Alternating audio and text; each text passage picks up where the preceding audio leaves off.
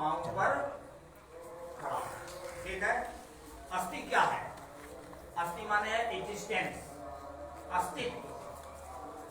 उसका जो अस्तित्व है यही है अस्थि। तो जो समाज का या व्यक्ति का जो अस्तित्व है इसी को बोलेंगे अस्थि। दर्शन यदि अस्थि को नहीं टच कर रहा है तो फिर जो है समाज और व्यक्ति के अस्तित्व को नकार रहा है। जैसे खूब साधना पूरा करिए, मुक्ति मोक्ष लाभ कीजिए, भूखे भजन ना होए गोपाला, ले लोग नहीं लक्ष्मी माला। तो वो समाज क्या करेगा? फिर जो है इसी में लग जाएगा, वहां जो है साम्यवाद आ जाएगा। तो अस्थि को भी लिया है आनंद मार्ग दर्शन ने, भांति को भी लिया है। अस्थि क्या है? अस्थि है प्रभुत्व। जहां कोई स्ट्रक्चर होती है, संरचना होती है, एग्जिस्टेंस होता है, किसी चीज का अस्तित्व होता है, वहां उसका मेंटेनेंस होता है। बिना मेंटेनेंस के किसी भी संरचना का अस्तित्व कायम नहीं रह सकता, डिस्टोर्शन की ओर चला जाएगा। तो उसको जो है बचाए रखने के लिए मेंटेनेंस होना चाहिए। प्रभुत्व क्या है? प्रभुत्व जो है चाहे वो मानव संरचना हो, चाहे वो प्राकृतिक संरचना हो, सबके अस्तित्व की बात जो है प्रभुत्व में नीत है। प्रभुत्व सबको मेंटेन करेगा। क्लियर हो गया? भांति क्या है? भांति है विस्तार।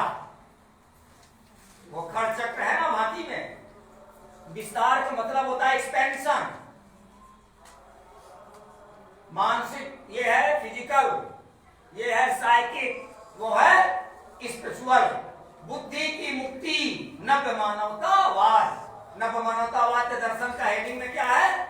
बुद्धि की मुक्ति। भाव जड़ता, कुसंस्कार, तमाम प्रकार के कुरीतियों से जो है मन को, बुद्धि को मुक्त करना है। बुद्धि उसमें फंसी हुई है, तब वो भक्ति तत्व का सहारा लेकर अपने लक्ष्य की ओर मनुष्य को गतिशील बनाएगी। तो ये भांति हो गया नव मानवतावाद।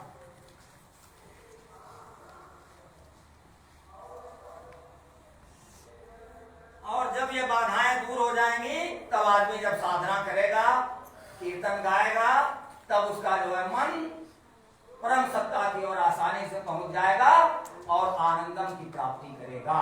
इसलिए बिना प्रभुत्व के, बिना नव मानवतावाद के आनंद मार्ग की साधना और मुक्ति मोक्ष नहीं हो सकती है। क्लियर हुआ? अब हम टच क्या करना चाह रहे हैं? अस्थि, प्रभुत्व। इसलिए इसको मैंने रखा कि आप लोग ये मत सोच लीजिए कि प्रभुत्व आनंद मार्ग से अलग है। बिल्कुल अलग नहीं है। आनंद मार्ग दर्शन का जो है अविभाज्य अंग है। आनंद मार्ग दर्शन शास्त्र आनंद सूत्रम का 5वां अध्याय ही प्रभुत्व है, जिसको PR सरकार ने नहीं, श्री श्री आनंद मूर्ति जी है उसके प्रवर्तक। इसलिए प्रभुत्व दर्शन के प्रवर्तक हैं श्री श्री आनंद मूर्ति जी। उसकी व्याख्या किए हैं, उनकी नीतियों पर व्याख्या किए हैं, वो है श्री प्रवर्तन सरकार। इसलिए प्रभुत्व की स्थापना का दायित्व प्रत्येक आनंद मार्गी का है। इसलिए बाबा ने कहा था कि जो अच्छा आनंद मार्गी है वही अच्छा प्रावतिष्ठ है, जो अच्छा प्रावतिष्ठ है वही अच्छा आनंद मार्गी है। क्लियर हो गया?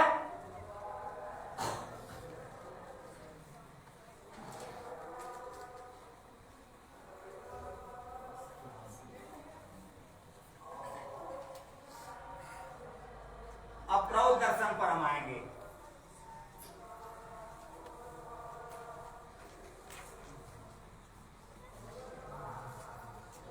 किसी दर्शन पर जो है कोई स्थापित करने में क्या होता है? दर्शन माने क्या होता है? दर्शन कर लीजिए किसी का, देखना। फिलासफर को सीयर भी बोलते हैं। सीयर माने हो गया दृष्टा, संस्कृत में बोलते हैं दृष्टा। हम लोग आनंद मूर्ति जी को श्री आनंद मूर्ति जी बोलते हैं युग दृष्टा। उन्होंने देखा, उनमें क्षमता थी। वैसे भी वेद के भी ऋषाओं के जो लोग हैं उनको दृष्टा बोला जाता है। तो दार्शनिक ने देखा, एक लक्ष्य निर्धारित किया कि समाज में बहुत शोषण हो रहा है, समाज में जो है बहुत पापाचार अनाचार हो रहे हैं, भूखे लोग मर रहे हैं, हमने तो सब कुछ दिया है, तो कैसे उसको दूर किया जाए? तो सबसे पहले दर्शन में है लक्ष्य।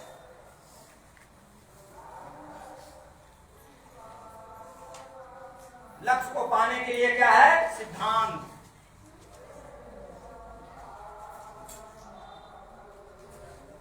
सिद्धांत को लागू कराने के लिए क्या है? नीतियां।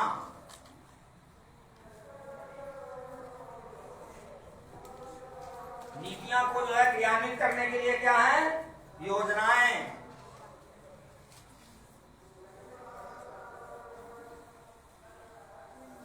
और योजनाओं के लिए क्या है? कार्यक्रम।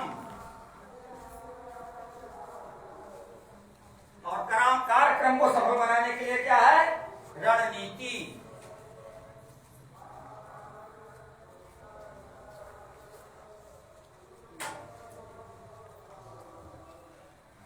जब तक ये सब चीजें नहीं है तो वो दर्शन जो है वो दर्शन व्यवहारिक नहीं होगा, वो दर्शन जो है अटोपियन होगा, वो आकाशीय होगा, धरातली नहीं होगा। धरातली दर्शन में है कि लक्ष्य तो है, लक्ष्य तो है। बाबा बोले हैं कि योजना बन जाएगी, दूध की नदियां में है, लक्ष्य हो गया, सिद्धांत भी हो जाएगा, नीतियां की योजनाएं और कार्यक्रम क्या है, रणनीति क्या है।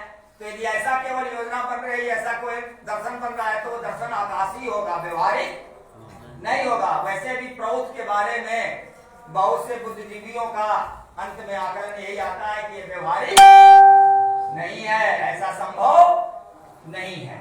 हम केवल उसी पाठ की चर्चा करेंगे कि ये कैसे संभव है। हम जो है सिद्धांतिक पक्ष पर नहीं जाएंगे, नीतियों की चर्चा नहीं करेंगे, हम चर्चा करेंगे योजनाओं, कार्यक्रमों की, रणनीतियों की। इसी का नाम है अप्लाइड प्रौद्ध। क्या नाम है? ये है सिद्धांतिक प्रौद्ध। ये सिद्धांत और नीतियां जो है सिद्धांत को भी टच करती हैं, साथ साथ उसको भी टच करती हैं। सिल्वर पॉइंट है किंतु ये सैद्धांतिक प्रवृत्ति है और ये व्यवहारिक प्रवृत्ति है। तो आज का जो विषय होगा वो होगा अप्लाइड प्रवृत्ति, व्यवहारिक प्रवृत्ति।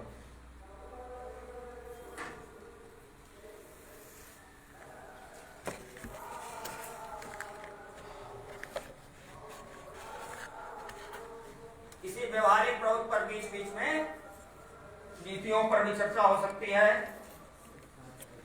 सिद्धांतों पर भी चर्चा हो सकती है।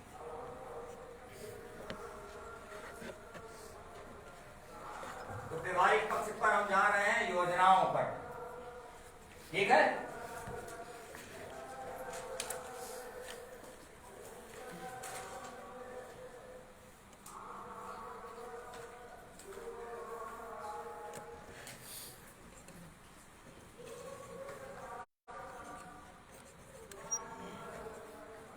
Developmental planning.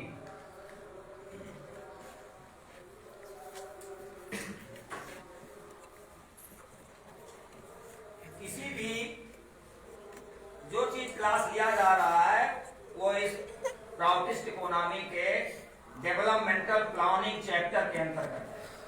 आप लोग जो है चाहेंगे तो उसको देख सकते हैं। इसके नोट्स मेरे पास है, मैं हिंदी में एकदम बोलूंगा। ये बुक अंग्रेजी हिंदी दोनों में है। विकासपरक योजनाएं किसी भी राष्ट्र या संरचना के विकास के लिए 3 तत्वों की आवश्यकता है। पहला तत्व क्या है? Socio economic consciousness. पहला तत्व है सोशियो इकोनॉमिक। तो इसमें सोशियो शब्द है सामाजिक आर्थिक जागृति। ये व्यक्तिगत जीवन में भी होना चाहिए और सामूहिक जीवन में भी होना चाहिए। हर व्यक्ति में ये जागृति होनी चाहिए और पूरे सोसाइटी में भी होनी चाहिए, तभी योजनाएं जो है वहां क्रियान्वित हो सकेंगी। अब सामाजिक जागृति क्या है? जागृति कैसे पैदा होती है बीच में? इसके लिए क्या चाहिए?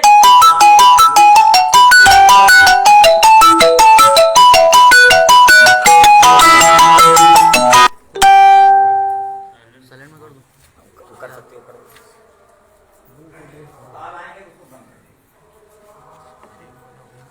जागृति क्या है? सबसे पहले होता है भाव। भाव जो है पैदा करता, एक भाव होता है मुझे प्रबुद्ध बनना है, ये मैंने एक भाव लिया। इसके लिए बहुत से आइडिया आएंगे हमारे मन में, विचार आएंगे कि कैसे प्रबुद्ध बने, कौन किताब पढ़ें, किनसे मिलें, क्या करें जिससे कि जो है हम प्रबुद्ध हो जाएं। क्लियर हुआ कि नहीं हुआ? तब फिर एक विचार आता है, भाव आता है, भाव और विचार। कुछ क्या है? भाव। सब में भाव होना चाहिए। भाव कैसे पैदा होता है? सेंटीमेंट से। इसी का नाम है मनोभाव। जागृति के लिए सबसे बड़ा फैक्टर क्या है? मनोभाव। क्या है वो? छत्तीसगढ़िया में हम है छत्तीसगढ़िया। क्या आप कैसे बोलेंगे वो? हम छत्तीसगढ़िया हैं? अरे दिल्ली में नारा हमने बहुत पहले सुना था, छत्तीसगढ़िया सबसे बड़ी था। एक तो हम छत्तीसगढ़िया हैं, हम। हाँ, तो ये जो है कि हम छत्तीसगढ़िया हैं, तो जब हो जाएगा हम छत्तीसगढ़िया हैं, तो ये जो है बिना वायरिंग के सब लोग उससे जुड़ जाएंगे कि हम छत्तीसगढ़िया हैं। ये है सेंटिमेंटल लिगेसी। इस सेंटिमेंट को अवदमित नहीं होने देना है, सप्रेस्ड नहीं होने देना है।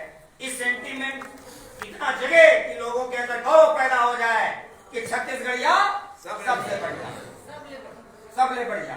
ये भाव जग जाए, ये लोगों के रोम रोम में बस जाए कि मैं कहीं से भी जो है हीन मान्यता से ग्रसित नहीं हूं, हमारी संस्कृति महान है। इसके लिए बाबा को देखिए, बाबा जहां जाते थे वहां की संस्कृति को बोलते थे ये विश्व में सबसे अव्वल है। यहाँ भी बोल गए। अंग देश में देखिए, अंग भूमि सुंदरतम भूमि है, नौ देश धरती में बोल रहे, बंगाल में बोले हुए हैं। जहां जहां गए हैं, अभी मैं पढ़ रहा था वो पहाड़ी समाज में भाषा को लेके, वहां बोले हुए हैं कि पहाड़ियों की संस्कृति बहुत है। सब जगह बाबा ने उनको बोला है कि तुम्हारी संस्कृति महान है। ये एग्जाम्पल मैं दे रहा हूं। तो एक थोड़ी भी हीन मान्यता नहीं आनी चाहिए। संस्कृति पर कहीं से भी आक्रमण हो रहा है, कहीं से भी कुठाराघात हो रहा है, वहां जो है बढ़ के उसका प्रतिरोध करना चाहिए। समाज मूवमेंट का काम है। क्लियर हुआ कि नहीं हुआ? यदि नहीं कर पा रहे हो ये, तो समाज मूवमेंट नहीं बढ़ेगा। स्टाइल ले लीजिए शिवसेना, आरएसएस वालों के ले लीजिए हिंदुत्व, ये सेंटीमेंट ही है ना। उनका सेंटीमेंट रिलीजियस है, हमारा सेंटीमेंट क्या है? सोशियो इकोनॉमिक है। क्लियर हो गया कि नहीं हो गया? किंतु बिना सेंटीमेंट के आप लोगों को बांध के नहीं रख सकते हैं, लोगों को स्पिरिटेड नहीं कर सकते हैं, स्पिरिटेड नहीं कर सकते हैं। स्पिरिटेड भी करना है और स्पिरिटेड भी करना है।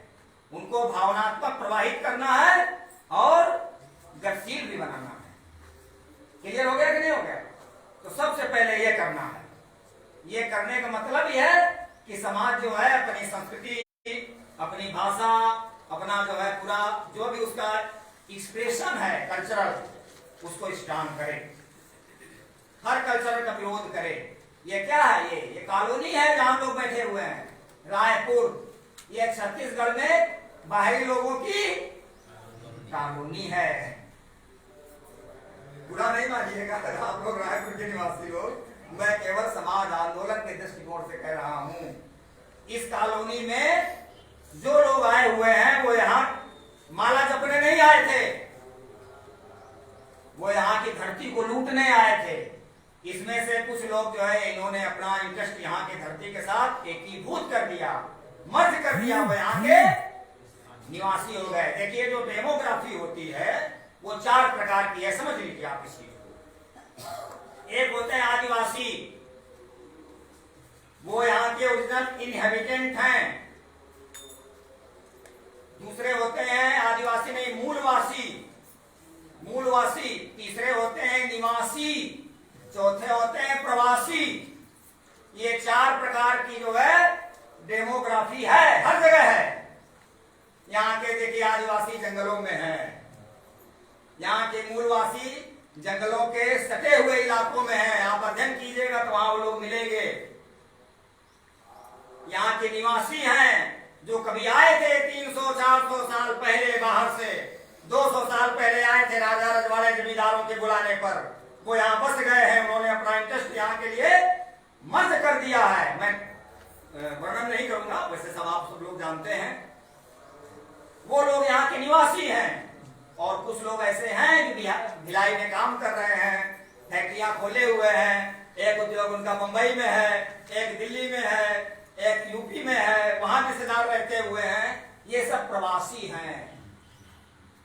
ये प्रवासी क्या कर रहे हैं? पॉन्डरिंग कर रहे हैं, यहाँ के रिसोर्सेस को ले जा रहे हैं बाहर। हमको जागृति पैदा करनी होगी कल्चरल इंटीग्रिटी से। सामाजिक लिखा हुआ है, सामाजिक आर्थिक कॉन्शसनेस। ये जो थाली है पूरे छत्तीसगढ़ का, धान का कटोरा, वो यहाँ के आदिवासी, मूलवासी, निवासियों के लिए प्रकृति ने दिया है। प्रवासियों के लिए तो पैसा दीजिए, खाइए, नमस्कार, चले जाइए। इस वजह से है वो यहाँ अपनी कॉलोनी बसा कर रह रहे हैं, लूट रहे हैं, तो शोषक। क्लियर हो गया कि नहीं हो गया? पॉइंट बहुत छोटा है, मैं उसको एक्सप्लेन कर रहा हूं क्योंकि यहीं से समाज आंदोलन शुरू हो रहा है। क्लियर हो गया? दूसरा पॉइंट क्या है? दूसरा पॉइंट है अनुशासन। ये डिसिप्लिन नहीं है। अनुशासन में एक शब्द लगा हुआ है, दो शब्द लगे हुए हैं, एक है अनु और दूसरा शासन। अनु मतलब होता है उसको फॉलो करना, और शासन का मतलब है रूल। तो यदि बाहर वाले रूल करेंगे तो हम करेंगे नहीं करेंगे। अनुशासन तो तभी होगा जब हमारा शासन जो होगा, और हमारा शासन हमारे कल्याण के लिए होगा। पॉइंट को समझिए।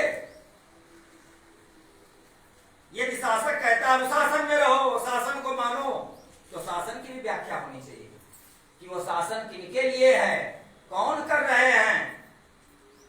ऐसा तो नहीं है कि यहाँ के शासन में निवासियों, आदिवासियों और मूलवासियों की भूमिका नहीं है, प्रवासी लोग लगे हुए हैं। और प्रवासी लोग जब लगेंगे तो किससे संबंध काम करेंगे? उनके नजदीक कौन है? निवासी लोग। बुरा नहीं मानिएगा इस चीज को। तो वैसी स्थिति में अनुशासन का मतलब हो गया कि जब हमारा है, हम उसको बिल्डअप कर रहे हैं, जो सोसाइटी अच्छे तरीके से बनाई जाएगी, डेवलप्ड बनाई जाएगी, वो बिना अनुशासन के नहीं बन सकती। ये अनुशासन देखिए शोषक भी बनाए रखना चाहता है, क्योंकि जो शोषण करना है तो शोषक के हाथ से शासन लेना होगा। क्योंकि जब तक शासक क्यों है? लूटने के लिए है। वो तो शोषक है, वो तो यहाँ के रिसोर्सेज को कर रहा है, आगे हम बताएंगे। तो हमको अनुशासन का मतलब ये मत समझ लीजिएगा कि हम बता रहे हैं अनुशासन तो फिर आंदोलन नहीं होगा। आंदोलन का मतलब ही होता है, क्रांति का मतलब ही होता है परिवर्तन। शासन की व्यवस्था शोषकों के हाथ में है, बिचौलियों के हाथ में है, दलालों के हाथ में है, उनसे हमको छीनना है। और इस व्यवस्था को हमको ले जाना है किसके पास? जो यहाँ के मूलवासी हैं, आदिवासी हैं, निवासी हैं। प्रवासियों को राम राम करना है। राम राम माने जाइए। इसके लिए जो है इन तीनों की यूनिटी होनी चाहिए। तीनों इस जो है थाली के हकदार हैं, इस धान के कटोरे में खाने के हकदार हैं। तो अनुशासन इन तीनों लोगों के बीच में होगा। अनुशासन इसलिए नहीं हो पाता है कि इन्हीं तीनों में भेद पैदा कर दिया जाता है। आदिवासी अलग हैं, मूलवासी अलग हैं, निवासी बाहर से आए हुए हैं, तमाम भेद है ना। ये फॉरवर्ड है, ये बैकवर्ड है, ये दलित है, ये आदिवासी है, ये मुस्लिम है, तमाम प्रकार का भेद कर दिया जाएगा। अनुशासन कैसे कायम होगा? यहाँ भी वही चाहिए पहला फैक्टर जब स्ट्रांग हो जाएगा तो दूसरा उसको फॉलो करेगा। क्लियर हो गया कि नहीं हो गया? जितनी सेंटिमेंटल लिगेसी मजबूत होगी, पद पद में छत्तीसगढ़िया सेंटीमेंट उग्र होगा, अति उग्र होगा। मैं अति उग्र शब्द कहूंगा, उग्र से काम नहीं चलेगा। जितना अति उग्र होगा उतना अनुशासन कायम होगा। क्लियर हुआ कि नहीं हुआ? किसान का सेंटीमेंट अनुशासन है कि नहीं है? अनुशासन के लिए सेंटीमेंट चाहिए, अपना तो चाहिए। सेंटीमेंट माने भावनात्मक लगाव। तो तीसरी चीज है साउंड इकोनॉमी होनी चाहिए। तो शुरुआत कहां से करेंगे? सोशियो इकोनॉमिक कॉन्शसनेस से। ये है आंदोलन। ये क्या है? आंदोलन है। और वो आंदोलन जब होगा तो ट्रेनिंग होगी। ट्रेनिंग, आंदोलन कैसे करिए? उसमें ट्रेनिंग चाहिए कि नहीं चाहिए? वो है अनुशासन। आंदोलन कैसे होता है? दो फोर्स होते हैं पैरेलल। आंदोलन को थोड़ा समझ लीजिए। जब हम विरोध करते हैं तो हम एक ग्रुप बनाते हैं। क्लियर हुआ? विरोध करते हैं तो लोग इकट्ठा करते हैं, एक ग्रुप बनता है। उस ग्रुप के लिए सेंटीमेंट चाहिए, सेंटीमेंटल सोशियो इकोनॉमिक कॉन्शसनेस। ये ग्रुप जब बड़ा होते होते बन जाता है कौन सा ग्रुप? Pressure group. आज प्रेशर क्रिएट कर दिया है किसानों ने सेंट्रल गवर्नमेंट के ऊपर, तो जो अपोजिशन ग्रुप होता है वो बन जाता है एक दिन प्रेशर ग्रुप।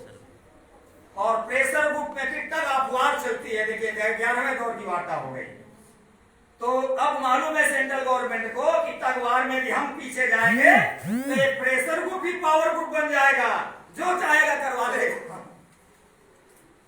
क्लियर हुआ कि नहीं हुआ? जब पावर ग्रुप बन जाता है तब ये पावर ऑन द चेयर हो जाता है। यही है आंदोलन। क्लियर हो गया कि नहीं हो गया? इसलिए हर आदमी इसमें शासक है, जितना लोग बैठा हुआ है। जरूरत है कि अपने इस ग्रुप को मजबूत करिए। उसी ग्रुप का नाम है समाज। अंग्रेजी में बोला जाता है सोशियो इकोनॉमिक ग्रुपिफिकेशन। क्लियर हो गया कि नहीं हो गया? आप सब लोग शासक हैं, आप सब लोग चंद्रगुप्त हैं, सोच लेना होगा। और उसी तरीके से तैयारी करनी होगी, उसी तरीके से लड़ना होगा। अपनी मजबूती के लिए सेंटीमेंट को मजबूत और सघन और गहन करना होगा। अनुशासन को, अनुशासन आता है ट्रेनिंग में। तो जितना आंदोलन होगा उतने ट्रेनिंग होगी। ट्रेनिंग एक क्लासरूम में नहीं होती है, केवल क्लास हो रहा है। क्लास में ट्रेनिंग होती है, जो बाहर होती है फील्ड में, लेफ्ट राइट। ये लेफ्ट राइट जैसे ड्रेस में होती है, इस तरह के आंदोलन में भी होगी। ये ट्रेनिंग है। तब चाहिए, तब तीसरा पॉइंट आएगा, वो क्या है? इकोनॉमिक, साउंड इकोनॉमी होनी चाहिए। साउंड इकोनॉमी के लिए दो चीज चाहिए। क्या चाहिए? पहला सोशियो इकोनॉमिक कॉन्शसनेस, दूसरा चाहिए डिसिप्लिन। तब जो है साउंड इकोनॉमी होगी। ये तीनों चीजें जब होंगी तब वहां विकास परक योजनाएं ठीक ढंग से क्रियान्वित होंगी। क्लियर हो गया? अब आगे देखना है। हाँ पूछिए। साउंड इकोनॉमी को बताइए। साउंड इकोनॉमी का मतलब ये नहीं है हमारी इतनी ऐसी अर्थव्यवस्था है कि चल ही नहीं पा रहा है, वेतन नहीं दिया जा रहा है लोगों को, लोग भूखे उठ रहे हैं, धरना प्रदर्शन करेंगे ना तो वेतन नहीं मिलेगा। कम से कम न्यूनतम आवश्यकताओं पूर्ति का उनके लिए गारंटी होनी चाहिए। आगे बताया जाएगा गारंटी कैसे होगी, कैसे दी जाएगी, क्या योजनाएं बनेगी, उसी पर चर्चा कर रहे हैं। कि बिना साउंड इकोनॉमी के डेवलपमेंटल योजनाएं ठीक ढंग से कार्य नहीं कर। साउंड इकोनॉमी हिंदी में क्या होगा? साउंड इकोनॉमी मतलब हो जाएगा मजबूत स्वस्थ या मजबूत आर्थिक स्थिति होनी चाहिए, स्थिरता। इकोनॉमी के लिए दो चीज चाहिए। दो चीज क्या क्या है? मैंने बताया ना कि पहला जो है सोशियो इकोनॉमिक कॉन्शसनेस, मजबूत आर्थिक, एक आदर्शगत। देखिए आदर्शगत जो भाव होगा वो क्या आदर्श है? प्रभुत्व का आदर्श या योजना का आदर्श हमारा क्या है?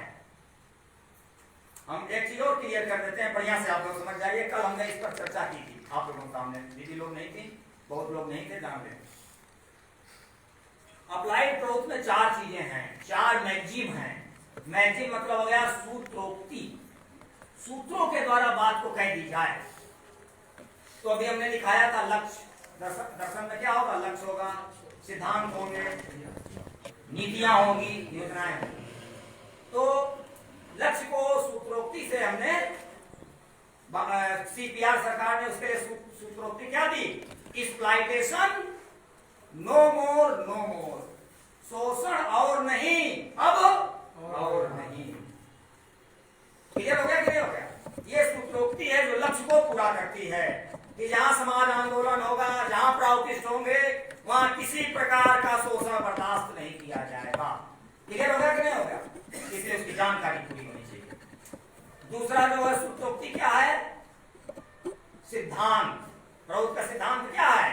पहला प्रौद्ध का सिद्धांत क्या है? 5वें अध्याय का चक्र केंद्रे वर्ण प्रधानता चक्र धारायाम। क्लियर है कि यही है ना पहला? और लास्ट वाला जो है देश काल पात्र परिवर्तित उपयोगा प्रगतिशीला है। ये सिद्धांत है। इन सिद्धांत को एक सूत्रोक्ति से बताया जा सकता है, वो है पॉलिटिकल सेंट्रलाइजेशन, इकोनॉमिक डिसेंट्रलाइजेशन। ये जितने सिद्धांत हैं पहले से लगा के और 16वें तक, इन सब का जिस्ट इसी में है। आर्थिक सत्ता का केंद्रीकरण, राजनीतिक सत्ता का केंद्रीकरण, आर्थिक सत्ता का विकेंद्रीकरण, सभी सिद्धांत इसीलिए दिए गए हैं। सभी सिद्धांत इसमें आ जाएंगे। ये सूत्रोक्ति अप्लाइड साइड है। क्लियर हो गया? तीसरा अप्लाई लिख सकते हैं आप लोग इसको, कल तो हम बताए थे इसलिए बताए नहीं अभी। तीसरा जो है नीतियां हैं, प्रौद्ध की नीतियां जितनी भी हैं वो किधर इनकॉर्पोरेट कर रहे हैं? वो कर रहे हैं maximum utilisation, rational distribution, maximum utilisation और रेशनल डिस्ट्रीब्यूशन, अधिकतम उपयोग और विवेकपूर्ण वितरण। ये समय सभी प्रौद्ध की नीतियों का जो है सब उसी में आ जाएंगे। जितनी नीतियां हैं उसका काम ही यही है, विवेकपूर्ण वितरण होगा और मैक्सिमम यूटिलाइजेशन होगा। और जो योजना है वो एक ही जो है सूत्रोक्ति उसके लिए है, regional approach with universal sentiment. Regional approach क्षेत्रीय व्यवहार के साथ सार्वभौमिक दृष्टिकोण, सार्वभौमिक मनोभाव। क्लियर हो गया कि नहीं हो गया? तो देखिए यहां अप्रोच हमारा जो है व्यवहार है, रीजनल बताया जाएगा कि रीजनल क्या क्या व्यवहार है। किंतु आदर्श क्या है, आइडियोलॉजी क्या है? Universal sentiment. हम सब लोग उसी परम पिता की संतान हैं। ये यूनिवर्सल सेंटीमेंट हमको सबको जोड़ के रखेगा, तब यूनिटी इन डायवर्सिटी होगी, तब हम सब लोग एक मानव समाज होंगे, तब मानव मानव एक है, वह मानव का धर्म एक होगा। ये हमारा आदर्श होगा। इसी आदर्शगत मनोभाव के साथ हमारे पास सामाजिक आर्थिक चेतना होगी। क्लियर हो गया कि नहीं हो गया?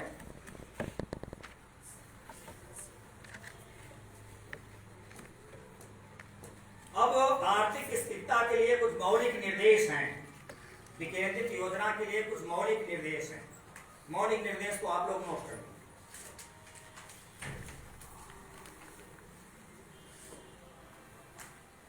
ये सब बाबा के गाइडलाइन है, इस पे एक एक पॉइंट पर एक एक किताबें कभी लिखी जाएंगी।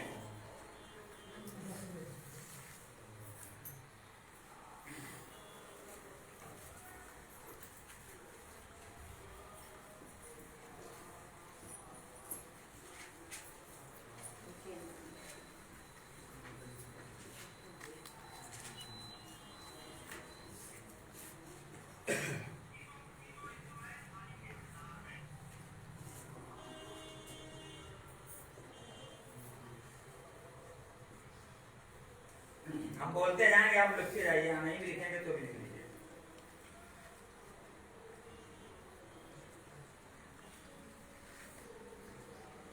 पहला जो निर्देश है मौलिक, वो है कच्चे माल का जो उपयोग है वो क्षेत्रीय लोगों के विकास के लिए किया जाएगा। एक शब्द में कहेंगे कि कच्चे माल को सोशियो इकोनॉमिक जोन से बाहर नहीं भेजा जाएगा। कच्चे माल का उपयोग क्षेत्रीय लोगों के विकास के लिए ही किया जाएगा। ही लगा दीजिएगा, ही माने 100%, थोड़ा भी इधर उधर नहीं।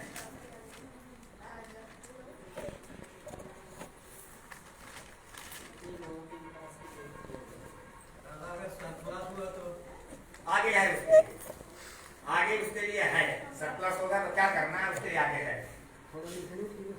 बताएंगे जी, बताते हैं थोड़े के लिए कि ये समय है, दे दिया करें, हम लिख दिया करें। नहीं अच्छा तो आप बोल दीजिएगा, लिख लिया हो गया ना।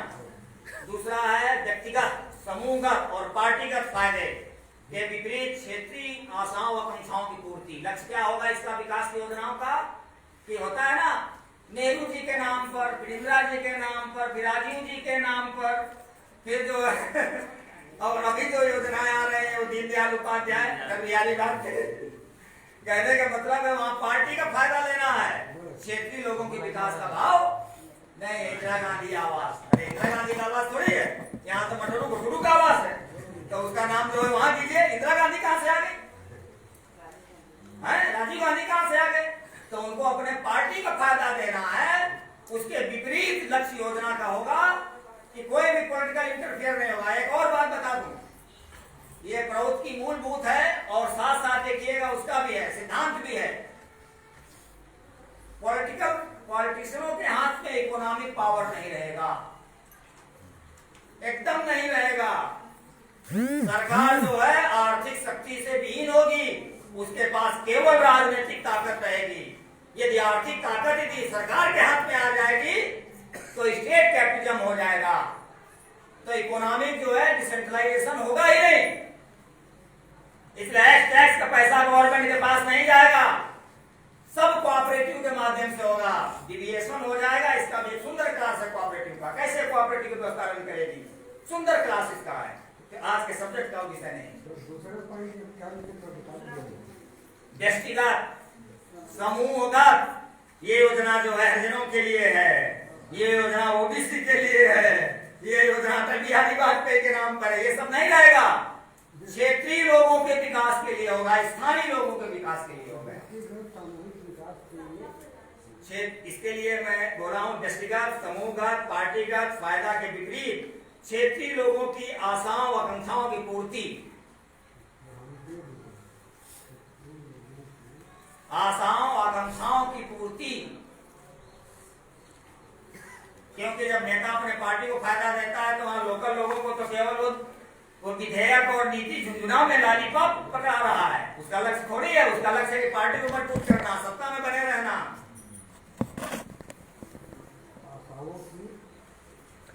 आशाओं आकांक्षाओं की पूर्ति, जो योजना बनेगी विकेंद्रित, वो बॉटम से बनेगी, नीचे से नीचे लोगों के बारे में पहले सोचा जाएगा, निम्न स्तरीय लोगों की आवश्यकताओं के अनुसार योजना बनाई जाएगी। क्लियर हो गया कि नहीं हो गया? सबसे जो गरीब हैं पहले उनको उसमें शामिल किया जाएगा, सबसे पहले उनको नियोजित किया जाएगा, उनको लाभार्जन दिया जाएगा, लाभान्वित किया जाएगा। क्लियर हो गया कि नहीं हो गया? निचले स्तर से तब वो उठते क्रम में होगा, तब उसके बाद जो और लोग हैं वो धीरे धीरे उसमें शामिल होते जाएंगे। अब जब योजना बनेगी तब ये नहीं कि इंजीनियर अमेरिका से आ रहा है, दिल्ली से आ रहा है, मुंबई से आ रहा है, तो उनकी कॉलोनी यहाँ बन रही है, तो क्या होगा? Colonial exploitation. तब क्या होगा कि सभी क्षेत्रीय लोगों को शामिल करना है उसमें, योजना में, विकास परक योजना में जो लोगों को जो है शामिल किया जाएगा, उसमें क्षेत्रीय अभियंता, अर्थशास्त्री, वैज्ञानिक, पेशेवर लोग, मिस्त्री, किसान, औद्योगिक मजदूर, प्रबुद्ध एवं अन्य विशेषज्ञों से संपर्क किया जाएगा, उन्हीं को शामिल किया जाएगा। बाहर वालों को नहीं लाया जाएगा, क्योंकि बाहर वालों को एकदम टोटली नियम है कि बाहर वालों को इंटरफियर इकोनॉमिकली नहीं करने दिया जाएगा। दादा एक क्वेश्चन था, बोलिए। ये इस जो योजना जो ये वाला बताया, जो लास्ट वाला भी, तो जैसे एग्जांपल कहीं आईटीआई बन रहा है या कुछ बन रहा है, तो इस पे पारित तो कर सकते हैं ना सुप्रीम कोर्ट से या कोर्ट से? पारित कर सकते हैं, मतलब किसी वकील के थ्रू या किसी जो केस कर सकते हैं। हाँ नहीं केस नहीं, मतलब उस पर पारित कर सकते हैं ना कि आप बाहर से मत लाइए लेबर, आप स्थानीय लोगों को पहले दें, उसके बाद आप बाहर से अगर लगता है तब। जब ये प्रौद्योगिकी की इकोनॉमी जो बनेगी, हाँ तो ये बिना आप बाहर से तो नहीं बना सकते हो, जब तक जो है पार्ट ऑफ गवर्नमेंट नहीं बनिएगा, जब तक जो इस प्रकार की प्रौद्योगिकी की स्थापना नहीं होगी, तब तक केवल विरोध कर सकते हो। ये हम बाहरी लोगों को घुसने नहीं देंगे, इसको बोलेंगे इकोनॉमिक ब्लॉकेज।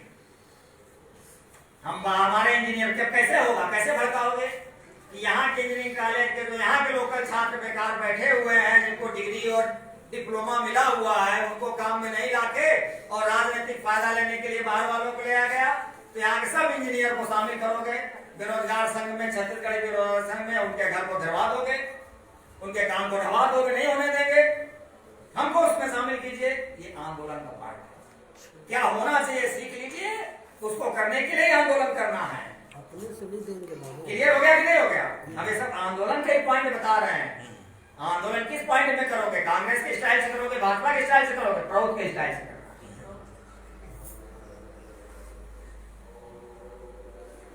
फैक्ट्री में लगा हूँ, नहीं लगा हूँ, रखूंगा। योजना का क्रियान्वयन किनके हाथ में होगा? क्षेत्रीय होने में जो नैतिकवान लोग हैं। कौन नैतिकवान लोग हैं? आनंद मान प्रश्न कर रहा हूं, कौन नैतिकवान लोग? प्रौद्ध की भाषा में मॉरलिस्ट किसको कहा जाएगा?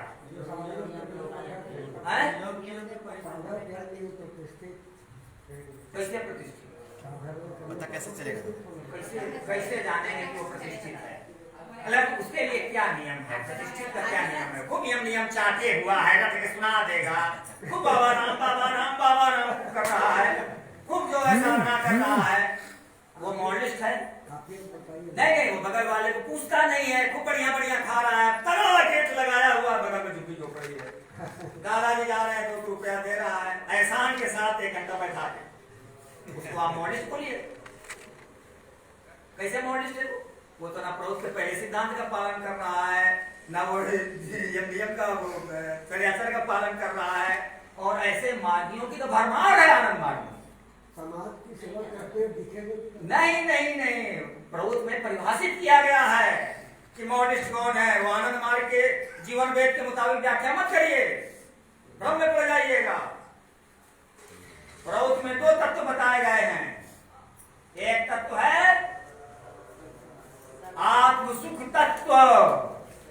हमको मोक्ष चाहिए बाबा, मोक्ष चाहिए। समझ लीजिए कि ये आत्म सुख तत्व से ग्रसित आदमी है। तुमको क्या मोक्ष चाहिए? दुनिया तो खाने के बिना मर रही है, तुम मोक्ष के लिए भी आ रहा है, तो तुम कहाँ जो है साधक है? कहाँ तुमको भक्ति आई? बाप का बेटा मर रहा है भूखे और तुमको मोक्ष चाहिए? आनंद मार्ग में तो यही सब भरे हुए हैं, और बाबा ने लॉलीपॉप दे दिया है, जो दोनों समय साधना करेगा। भक्ति कहाँ है इसमें? भक्ति तो नहीं माना जाएगा, क्योंकि बेटे तो मर रहे हैं बाप के, और उसका एक भाई जो है मुक्ति मोक्ष चाहिए, तो वो समाज तत्व से गाइडेड नहीं है। वो आत्म सुख तत्व, मैं बहुत बड़ा उदाहरण दे दिया मुक्ति मोक्ष का, रुपए पैसे का भी उदाहरण दे दूंगा।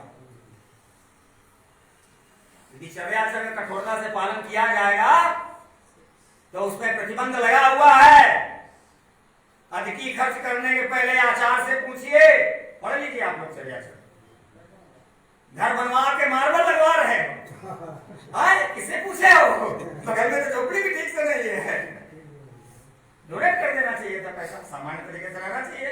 त्यागी तपस्वी के तरीके, घुस जाता उस पत्थर के बीच में, भाग घुस जाता, झाड़ू साफ हो जाता। क्या जरूरत था चकमकाने की? जब तक ये भाव त्याग में नहीं आएगा, वो व्यक्ति आत्म सुख तत्व से गाइडेड हो रहा है, समाज तत्व से गाइडेड नहीं हो रहा है। तो मॉडलिस्ट कौन होगा? प्रौद्ध की भाषा में जो समाज तत्व का पालन करेगा। क्लियर हो गया? समाज तत्व वो तत्व जो सबको एक साथ परमात्मा की ओर बढ़ाए, जहां सबकी अस्थि पूरी हो, सब भांति की ओर बढ़ रहे हो और आनंदम की ओर लक्षित हो, तब होगा समाज तत्व। थ्योरी और प्रैक्टिकल के साथ साथ में चलना पड़ेगा।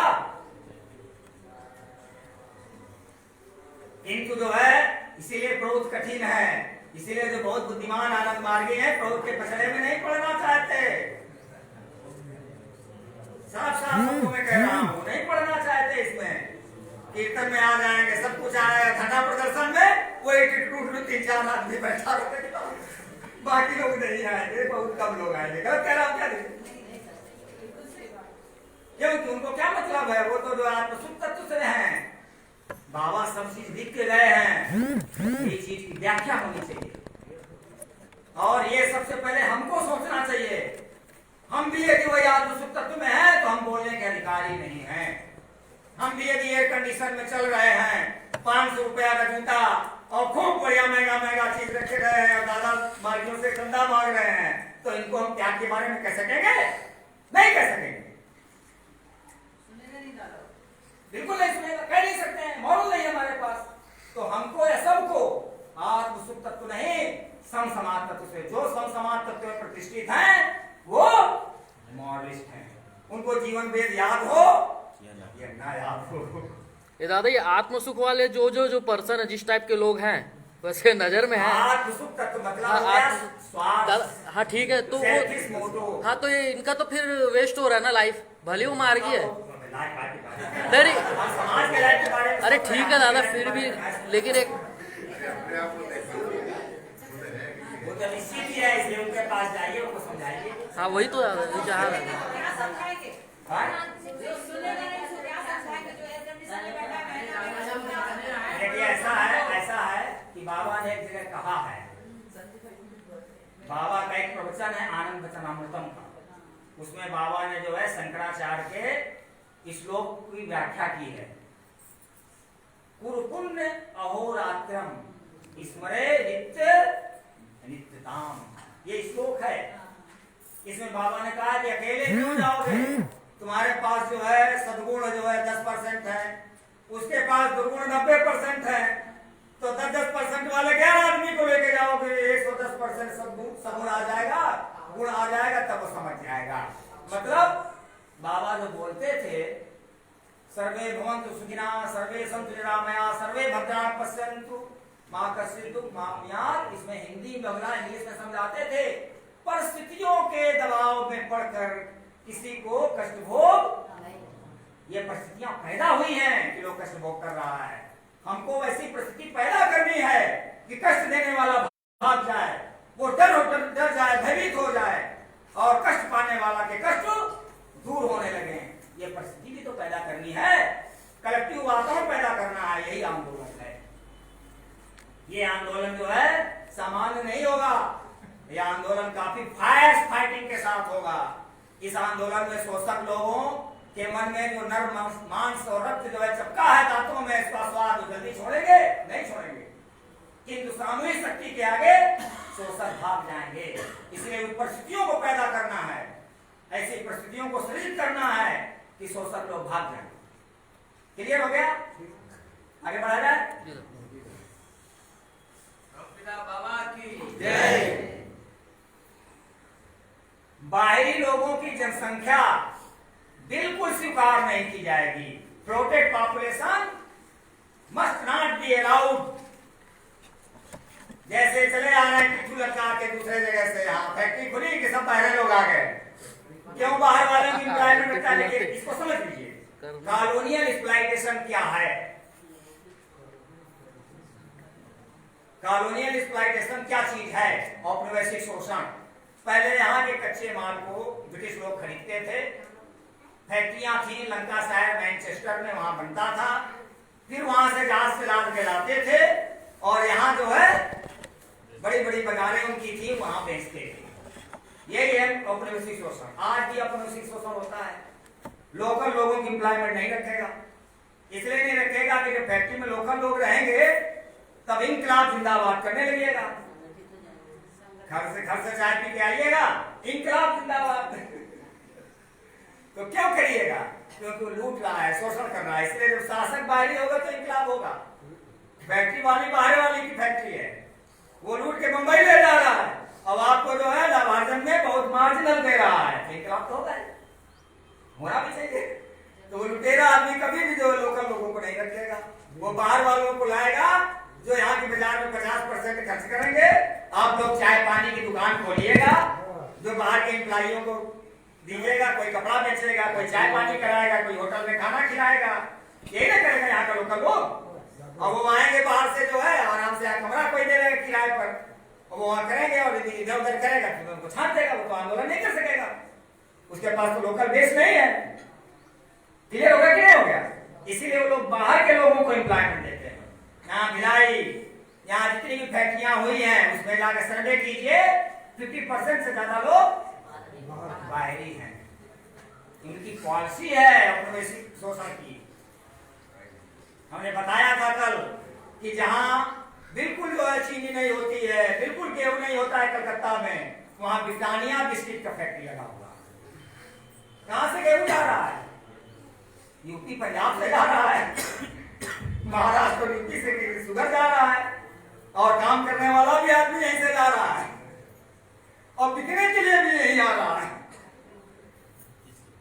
ये बग नहीं हुआ, ये है औपनिवेशिक शोषण।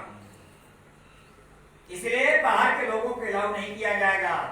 100% रोजगार लोकल लोगों को होगा योजना में, नोट कर लीजिए इसे।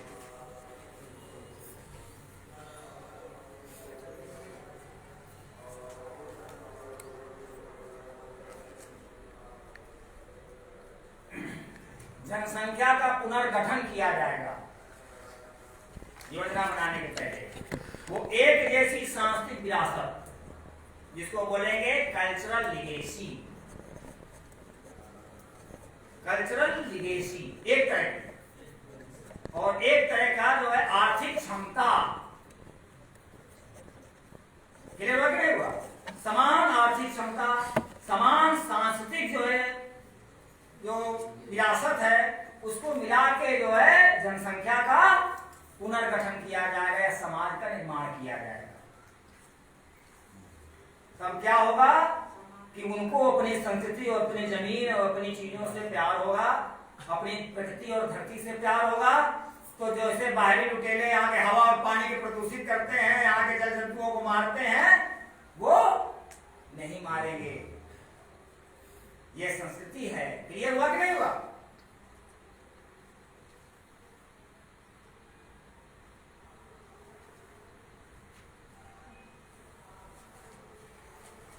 क्षेत्रीय जो रिसोर्सेस हैं, जो रीजनल रिसोर्सेस हैं, स्थानीय जो संसाधन हैं, उन संसाधनों के द्वारा क्षेत्रीय समस्याओं का निराकरण किया जाएगा।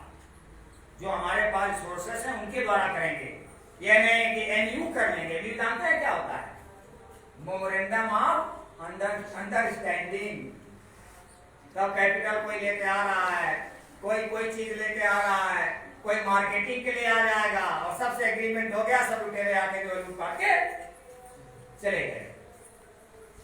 कोई एमयू नहीं होगा बाहरी का, सब स्थानीय लोगों का होगा।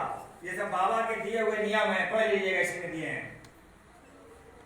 क्षेत्रीय संसाधनों एवं क्षमताओं के अधिकतम उपयोग एवं विवेकपूर्ण वितरण के द्वारा सामाजिक आर्थिक समस्याओं का निस्तारण किया जाएगा। ये गाइडलाइन है, ये आधारभूत गाइडलाइन है, मौलिक। मतलब इनसे योजना बनाने के समय इनसे थोड़ा भी डिविएट नहीं किया जाएगा। क्लियर हो गया कि नहीं हो गया? इन्हीं पर आधारित होकर योजनाएं बनेंगी। ये मौलिक निर्देश है, मौलिक निर्देश। अब वर्गीकरण कैसे किया जाएगा?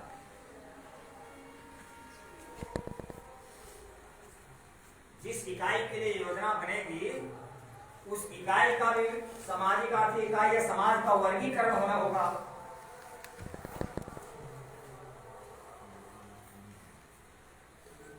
कैसे इसका वर्गीकरण और गठन होगा, इस पर आइए।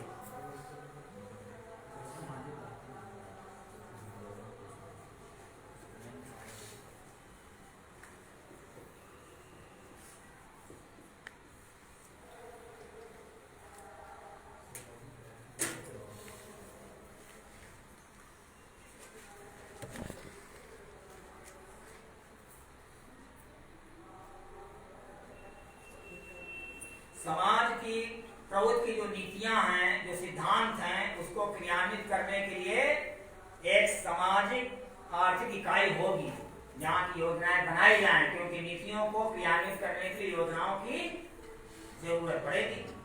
तो कैसे उसका गठन किया जाएगा, इसके लिए क्या तत्व है, क्या नियम है, इसको जान लीजिए। सब लोगों को, आप लोगों को बताया गया होगा। पहला है समान आर्थिक समस्याएं। समान आर्थिक समस्याएं, एक जैसी आर्थिक समस्या जिस क्षेत्र में होगा वो एक क्षेत्र बन जाएगा।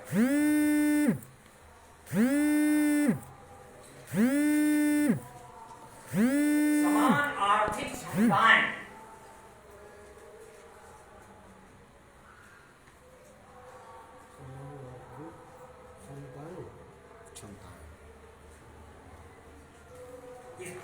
इसको विश्लेषण करेंगे, पहले नोट कर लीजिए। समान नस्ल, नस्ल नस्ल रेस,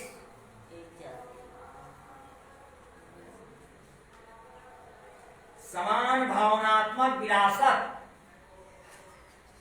सेंटिमेंटल लिगेसी, अंग्रेजी में नोट कर लीजिए, समान भावनात्मक विरासत,